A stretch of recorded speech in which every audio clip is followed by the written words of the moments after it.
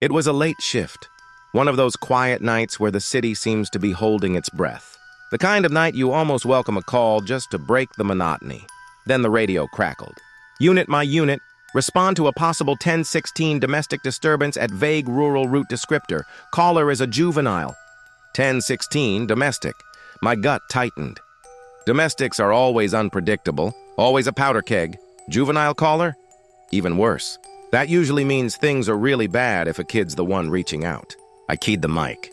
Dispatch, any further details on that 1016? The dispatcher's voice came back a little tinny. Negative, my unit. Call was very broken, heavy static. Sounded like a young male. Managed to get the address, but not much else. Sounded distressed. Mentioned something about fighting, maybe a parent. 10-4 en route. My partner, let's call him Jay, grunted from the passenger seat. Kid calling on a domestic, never a good sign. Nope, I agreed. The address was way out on the edge of our jurisdiction, bordering on county. One of those places where houses are spread thin, swallowed by trees and long driveways. Takes a while to get out there, and backup takes even longer. The drive itself felt off. The further we got from the city lights, the darker the world became. Street lights became a memory. The only illumination came from our headlights, cutting a swathe through what felt like an endless tunnel of trees. The kind of dark that presses in on you. We finally found the turnoff, a gravel road that was more potholes than path. The house itself was set way back, almost invisible from the road. A 2-story older build, but it looked lived in. Maybe a bit unkempt, toys scattered on the porch, that kind of thing. All the windows were dark. A single car, an older sedan, was parked in the driveway. An unsettling silence hung over the place. Quiet, Jay muttered, and I couldn't disagree. Too quiet. We parked a little ways back, cut the engine. The silence was almost absolute, broken only by the crunch of gravel under our boots as we approached. I did a quick visual sweep. No obvious signs of forced entry, no sounds from within. The house just looked still, expectant. Police! Anyone home? I called out, knocking firmly on the front door. The wood felt solid. Nothing. Just that heavy silence. Jay tried the doorbell. A faint, standard chime echoed from somewhere deep inside, then died. Still no response. All right, I said, keeping my voice low. I'll check windows on this side. You take the back, see if you can spot anything. Got it. Jay moved off around the side of the house. I went from window to window on the front and one side. They were all dark, curtains drawn in most. I cupped my hands around my eyes, trying to peer in through a gap in one, but it was like looking into a void. My flashlight beam just got swallowed by the blackness. A prickle of unease started to crawl up my spine. This wasn't just a quiet house. It felt wrong. Then it happened.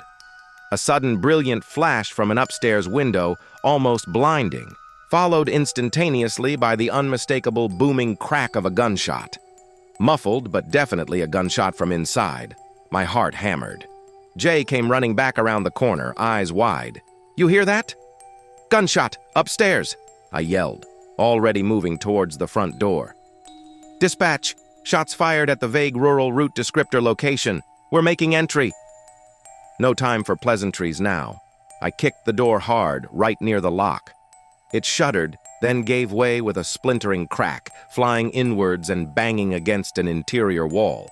Police! Show yourselves! I shouted into the darkness, my weapon drawn, flashlight beam cutting a nervous path ahead. Jay was right beside me, doing the same. The inside of the house was pitch black, blacker than outside, if that was possible. A close, stuffy smell hit us. Stale air, a hint of old food, and something else. Something metallic, almost like copper, faint, but there. The air was heavy, cold, colder than it should have been. Police! If you're in here, make yourself known, Jay's voice echoed unnervingly. We moved slowly, methodically. Standard room clearing, what we're trained for. Flashlights darting into corners, weapons ready. The silence was back, thick and oppressive, broken only by our own breathing and the occasional scuff of our boots on the hardwood floor. Anyone who fired that shot, come out slowly with your hands in the air, I commanded, my voice tight. Still nothing. It felt like we were shouting into a vacuum. We cleared the small entryway, moved into what looked like a living room. Furniture was ordinary, if a little cluttered. A TV, a sofa, kids' toys scattered on the floor. It looked like a family lived here, a family that had suddenly stopped. Then, a flicker of movement in the periphery of my flashlight beam at the far end of a hallway leading deeper into the house. "Freeze! Police!" A small figure, a kid, darting across the hallway, looked like a boy, maybe 10 or 12. He was running, desperation in his movements, his small face a pale blur in the split second I saw him. Before I could even process it, before I could shout another command, another figure stepped out from a doorway just beyond where the kid had run. Taller, older, holding something long, a shotgun. My blood ran cold. It all happened in a split second. The older boy, teenager maybe, raised the shotgun. Another blinding flash, another deafening roar that seemed to suck all the air from the hallway. The little kid crumpled, just dropped, like a puppet with its strings cut. "No!"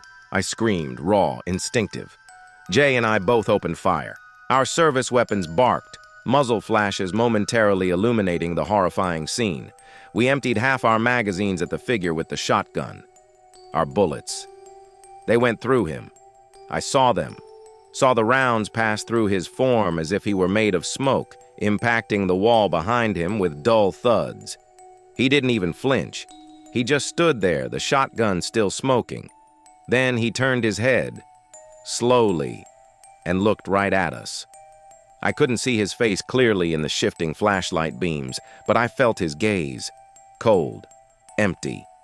He raised the shotgun again, leveled it at us. Jay and I both braced, instinctively flinching, expecting the impact, the pain. He fired, the flash, the roar, nothing. We were still standing, untouched.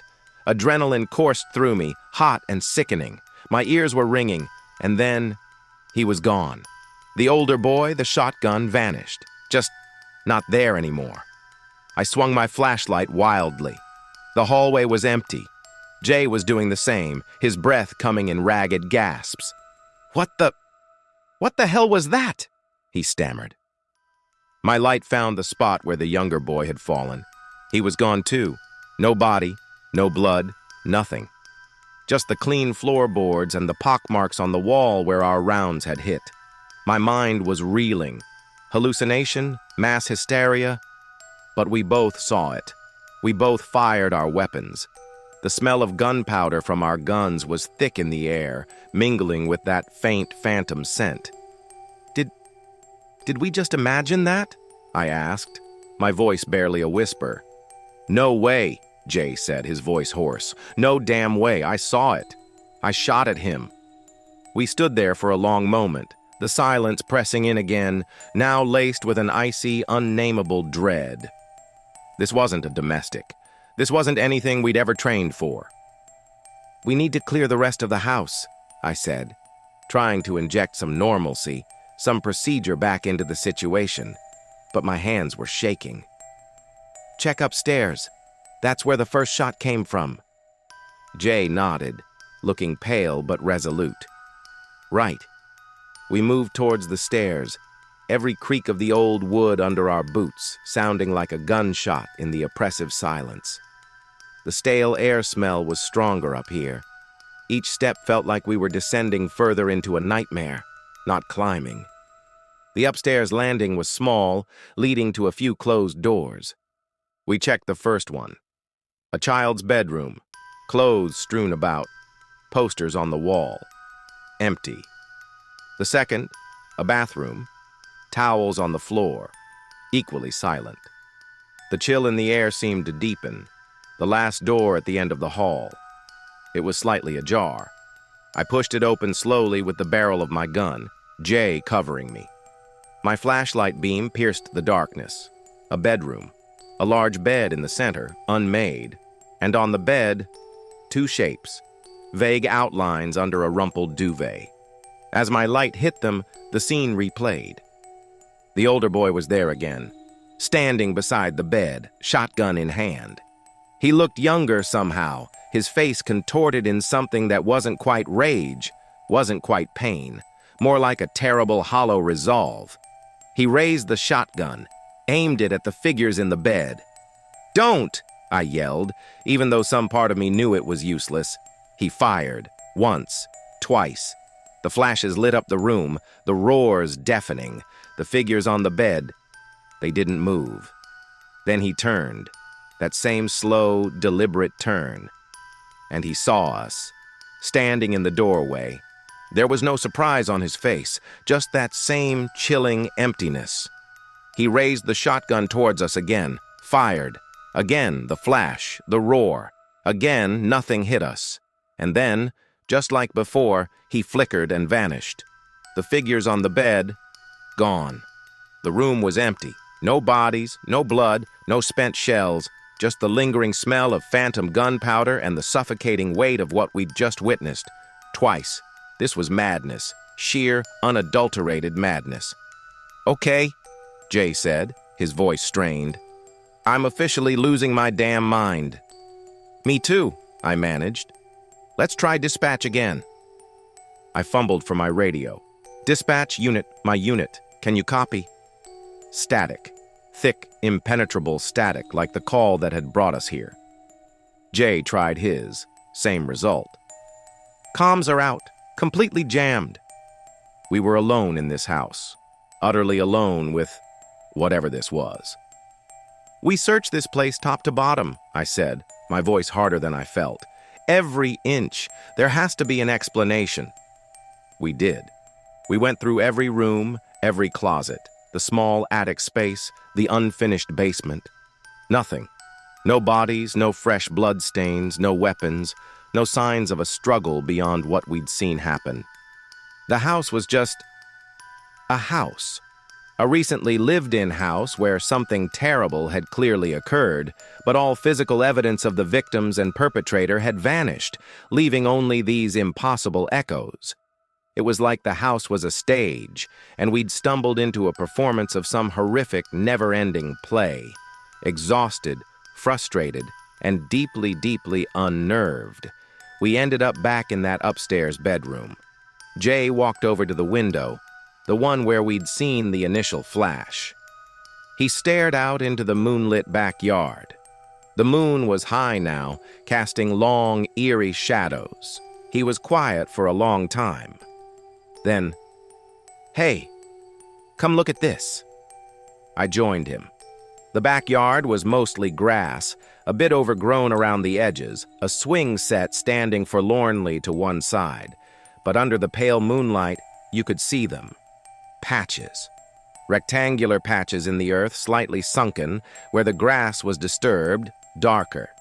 They were faint, easily missed in daylight or from ground level, but from up here with the angle of the moonlight. "What are those?" Jay asked, but I think we both knew. My stomach churned. He'd been in the backyard earlier. He hadn't mentioned seeing anything like this then. The angle, the light, it all mattered. "Let's get outside," I said. "Try comms again from there." We practically ran out of that house. The fresh night air, even though it was cold, felt like a blessing after the stale, charged atmosphere inside. My radio crackled to life the moment we cleared the porch. "My unit, dispatch. What's your status? We've been trying to reach you." Relief washed over me so potent it almost buckled my knees. "Dispatch unit, my unit. We're outside the residence. We need backup and CSI and maybe a priest, I don't know." "What's the situation, my unit?" I took a deep breath.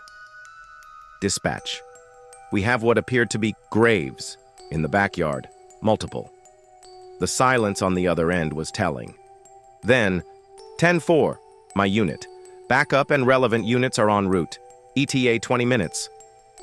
We waited, flashlights trained on those patches in the backyard, the house looming dark and silent behind us. It felt like it was watching us. When backup finally arrived, along with the detectives and the CSI van, it was like a dam bursting. The sheer normalcy of other officers, of procedure, was a lifeline. We gave our preliminary statements, trying to make sense of what we'd seen, leaving out the impossible parts for now. No one would believe us. Not yet. The CSI team got to work on the patches. Shovels bit into the soft earth. It didn't take long. They found them. 3 bodies. 2 adults, a male and a female, in one shallow grave. Consistent with what we'd seen in the upstairs bedroom. The decomposition suggested they'd been there for a few days at most.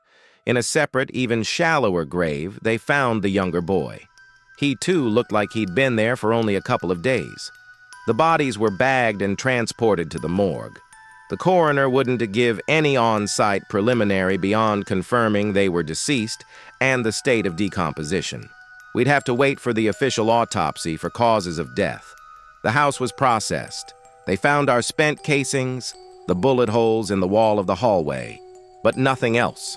No other weapon, no other shells, no blood that wasn't ours. Jay had nicked his hand on the broken doorframe. And the older brother, the shooter, no trace of him. Not in the house, not in any of the graves.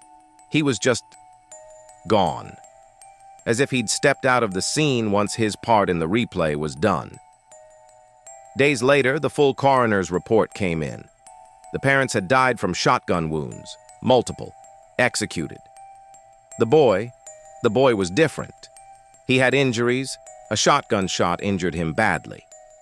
But the official cause of death, asphyxiation due to suffocation, dirt found deep in his lungs. He'd been buried alive, injured but still breathing. My blood turned to ice all over again, colder this time. The static-filled call, the distressed juvenile. He'd called from under the ground. He'd been calling for help as he was dying, as the earth pressed in on him. And the house had shown us. It had replayed the tragedy, his final moments, his family's murder. We never found the older brother. The case went cold. Another unsolved family annihilation with a supernatural twist that no official report would ever contain. Jay and we talked about it. Just once. A few weeks later. We agreed we saw what we saw. We agreed never to talk about it to anyone else on the force. They'd think we were crazy. Maybe we were. But I know that house is still out there. And sometimes, late at night, when the radio's quiet, I can almost hear that static. And a little boy's voice, crying out from the dark. I don't sleep much anymore.